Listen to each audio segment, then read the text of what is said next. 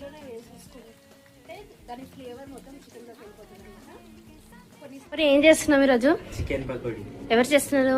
Mummy ఇంకా అక్క చేస్తున్నారు. ఇప్పుడు నేను చికెన్ తీసేసుకున్నాను అనమాట.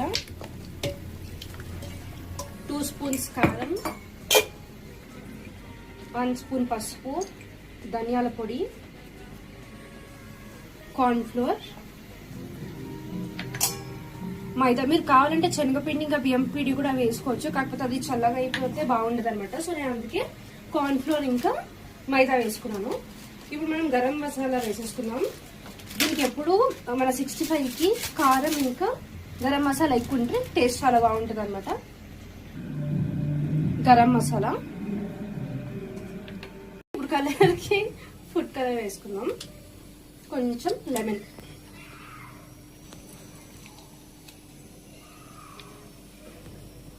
ఇప్పుడు బాగా మిక్స్ చేసేసుకుందాం. మనం బాగా మసాజ్ చేసుకోవాలన్నమాట. సో కొంచెం కూడా వాటర్ వేయొద్దు, వాటర్ వేస్తే మళ్ళీ వాటరీగా అయిపోతుంది అనమాట. ఉన్న దాంతోనే మిక్స్ చేసేసుకుందాం. కావాలనుకుంటే కొద్దిగా వాటర్ స్ప్రింకిల్ చేసుకోవచ్చు.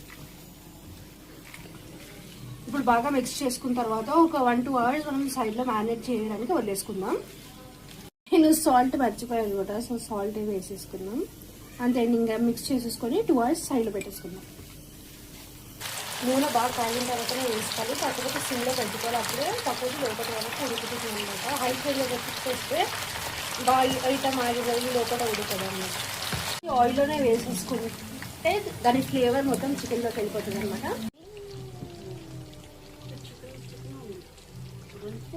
లాస్ట్కి మనం పచ్చిమిర్చి ఇంకా కరివేపాకుని తీసుకొని ఫ్రై చేసుకొని పక్కకి వేసుకోవాలి.